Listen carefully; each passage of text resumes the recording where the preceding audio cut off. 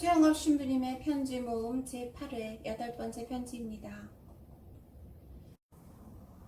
수많은 순교의 꽃들. 절골에서 1851년 10월 15일. 예수 마리아 요셉.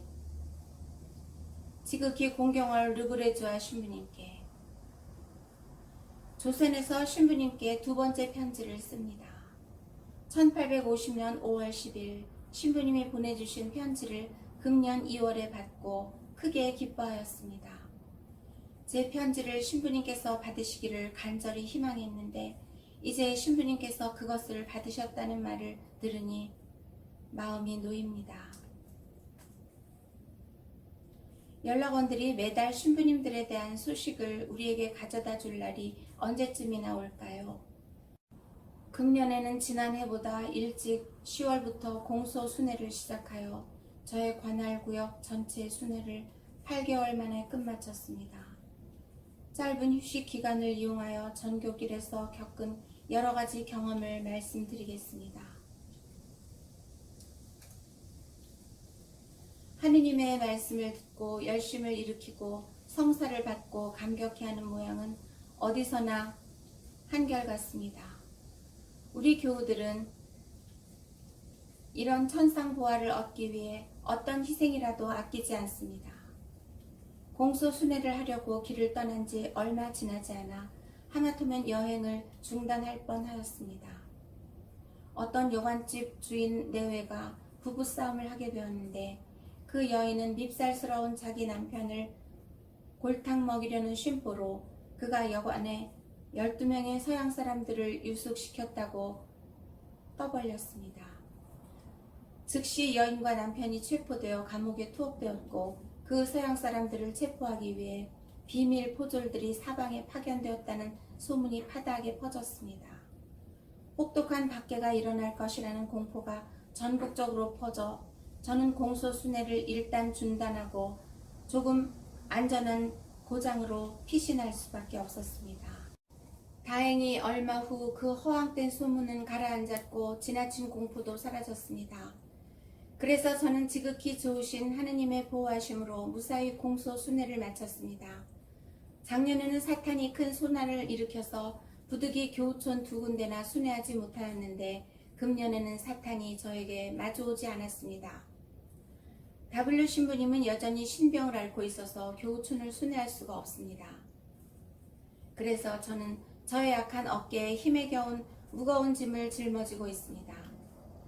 따라서 공소를 급하게 순회하느라 통상적 성무를 너무 서둘러 집행하였습니다. 신자들에게 강론하고 교리를 가르치고 할 시간이 없었습니다. 제가 담당하는 조선 5도에는 매우 험준한 조선 알프스 산맥이 도처에 있습니다. 저의 관할 신자들은 깎아지른 듯이 높은 산들로 인하여 다른 사람들이 도저히 접근할 수 없는 깊은 골짜기에 조금씩 흩어져 살고 있습니다. 사흘이나 나흘씩 길을 쓰고 울퉁불퉁한 길을 걸어가봐야 고작 40명이나 50명쯤 되는 신자들을 만날 뿐입니다. 제가 담당하는 그러한 공소, 즉 교우촌이 자그마치 127개나 되고 그러한 촌락에서 세례명을 가진 이들을 다 합하면 5,936명이나 됩니다. 한 공소의 고해자가 40명 내지 50명이 있어도 하루 안에 고해성사를 다 집전해 주어야 합니다. 반면에 고해자가 2명이나 3명밖에 없는 공소에서도 다음날 미사를 봉헌하고 신자들에게 성체를 대령해 주어야 하기 때문에 하루를 묵어야 합니다. 저는 밤에만 외교인들 모르게 교우촌에 도착해야 하고 한밤중에 공소순회의 모든 것을 끝마치고 새벽 동이 트기 전 그곳을 떠나야 합니다. 교우들과 멀리 떨어져 있는 곳에 단지 2집이 있었는데 한 집은 가족 중 일부만 신자였고 한 집은 가족 전체가 외교인이었습니다. 신자는 겨우 3명인데 남자가 1명이고 여자가 2명이었습니다. 남자는 얼마든지 집을 떠나 멀리 가서 성사를 받고 올 수 있습니다. 그러나 여자들은 양반 신분이어서 집 밖에 나가는 것은 불가하기 때문에 이 두 여교우는 성사를 받은 지가 여러 해 되었습니다. 그래서 제가 그들에게 가야 했으나 그 일은 쉽지 않았습니다. 하여간 이 일을 성사시키기 위해 한 가지 계책을 궁리해냈습니다. 외교인 집의 남자에게 그럴듯한 어떤 사업을 제안하여 얼마 동안 외출시켰습니다. 그가 집에 없는 틈을 타서 그 여인들에게 갔습니다. 제가 도착하자 신자들이 손님을 영접하기 위해 필요하다는 핑계로 그 외교인 집의 여자들에게 하루 동안만 집을 빌려달라고 부탁하였습니다. 이렇게 하고 나서 비어있는 그 외교인 집을 임시 공소로 차리고 밤중에 외교인들이 잠들었을 때 신자들이 모여 성사를 받았습니다.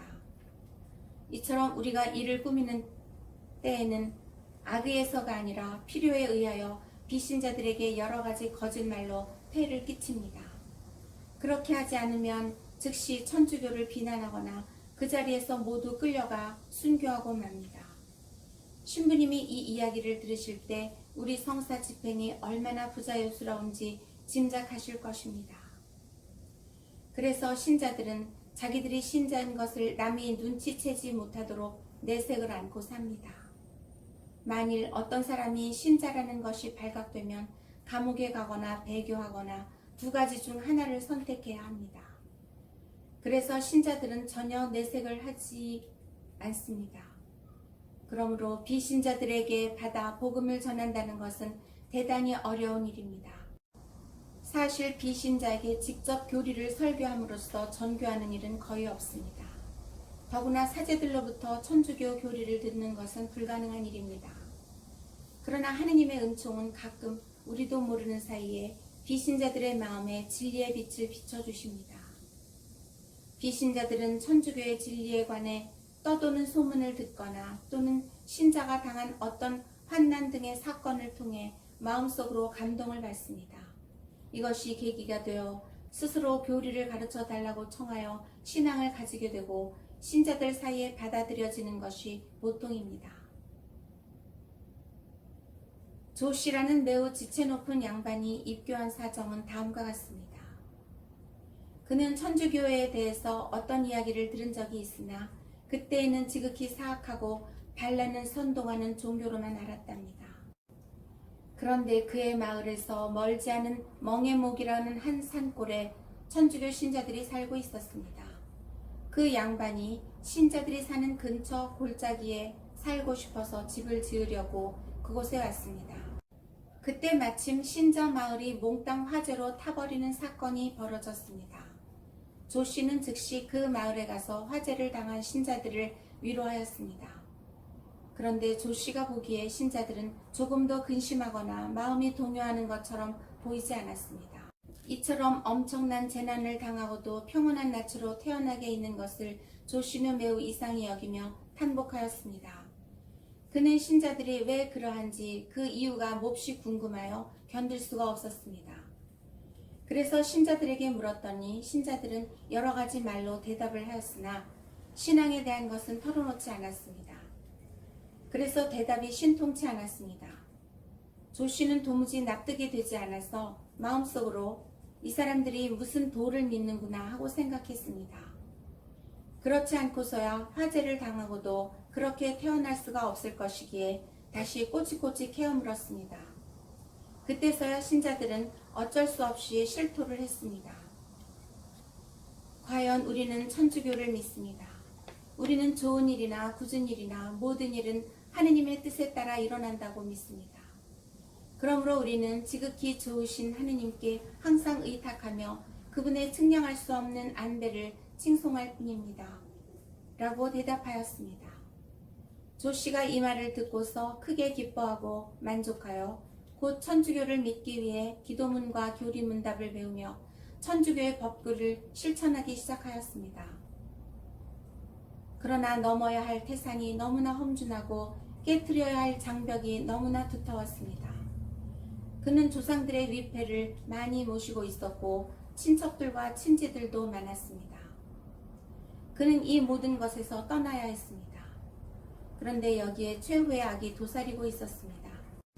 그런데도 그는 흔들림 없이 모든 것을 버리고 오직 하느님만을 섬기기로 결심하였습니다. 우선 온 집안 식구들을 이런 핑계 저런 구실을 대어 여러 곳에 분산시키고 나서 자기는 산골에 지은 그 집에 혼자 남았습니다. 그리고 밤중에 몇몇 신자들을 데리고 자기가 전에 살던 집에 갔습니다.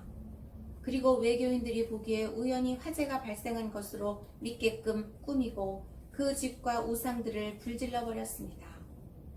그리고 나서 조 씨는 마치 실성한 것처럼 굴며 사회생활을 떠나 친척들과 친구들과의 교제를 모두 끊어버렸습니다. 그리고 나는 이제부터 이 세상에서 죽은 사람이나 진배 없게 되었으니 여러분도 모두 나를 죽은 사람으로 간주해 주시오 하고 선언하였습니다. 제가 그 교촌에 가서 조 씨에게 바오로라는 세례명으로 세례를 주었습니다. 그리고 나서 바오로 사도가 처음에는 그리스도교를 박해하였으나 개종하여 주님의 사도가 되고 특히 이방인들을 가르친 뛰어난 스승이 되셨습니다. 당신도 온 집안과 친지들 중에 가늠한 사람들에게는 천주교 교리를 가르치십시오 하고 책임지었습니다. 조 씨에게 동생이 있었는데 세상 사람들로부터 추앙받는 학자여 높은 벼슬자리에 올라갈 가능성이 많은 사람이었습니다. 조 씨는 동생을 신앙의 첫 번째 동참자로 만들고 싶어서 그를 신자들에게 인도하여 천주교 교리를 배우게 하였습니다. 그러나 그 동생은 자기의 세속적 지식만을 과신하고서 진정한 지혜를 듣거나 이해하려 하지 않고 또 비록 진리를 인정하더라도 이를 받아들이기를 거부했습니다. 그뿐만 아니라 온갖 오류와 기만의 궤변으로 천주교 교리를 뒤엎으려고 길을 썼고 오로지 자기 형 바오로를 배교시킬 일에만 골몰하였습니다. 우리나라의 법도에 따라 동생들은 맏형을 아버지 대신으로 공경하여야 합니다. 바오로는 형이기 때문에 동생은 형에게 난폭한 행동은 할 수 없었습니다. 그래서 동생은 더 음흉하고 더 강력한 압력을 썼습니다. 동생은 자리에 누운 후 나는 형님이 천주교를 배교하겠다는 맹세를 하기 전에는 먹지도 않고 마시지도 않겠습니다 하고 굶기 시작하였습니다. 단식한 지 8일이 지나자 죽을 지경이 되었습니다. 이 극단적인 상황에 이르러 바오로가 다급히 달려가서 동생에게 그 까닭을 물었습니다. 왜 이다지도 어리석은 짓을 하느냐? 내가 멍에 목에 가지 않기를 원하는 것이냐? 그럼 내가 그리로 안 갈 터이니 안심하여라. 어서 일어나 음식을 먹고 기운을 차려 목숨을 회복하여라 하고 타일렀습니다. 사악한 동생은 되살아나기는 했으나 자기의 먼저 번 계략이 아무런 소득도 없이 수포로 돌아갔음을 알고 자기 형을 입교시킨 신자들한테 분풀이를 하였습니다. 그리고서 그는 신자들에게 극단적인 악으로 엄포를 놓았습니다. 나는 포졸들이 너희를 몽땅 잡아 결박하여 감옥으로 끌고 가도록 고발하겠다고 협박했습니다. 그리하여 신자들은 애써 시작하였던 농사일을 팽개쳐버리고 공소집을 헐고 다른 곳으로 피신하였습니다. 그들은 또다시 참혹한 궁핍 속에 빠졌습니다. 이처럼 변변치 않은 사소한 원인이 큰 혼란을 초래하기도 합니다. 우리에게는 날마다 큰 걱정거리가 생겨납니다. 비신자들은 신자들 사이에 일어난 사건들을 소상히 듣고 알며 신자들을 더욱 쉽게 의심합니다. 그들은 모함과 악의에 찬 중상의 소문만 들을 뿐이고 진실은 한마디도 듣지 못합니다. 비신자들 사이에 돌아다니는 이야기들은 신자들의 체포, 투옥, 형벌, 사형 등 처참한 이야기뿐입니다. 또는 신자들의 집안이 몰락하여 가족들이 뿔뿔이 흩어져 산다는 것,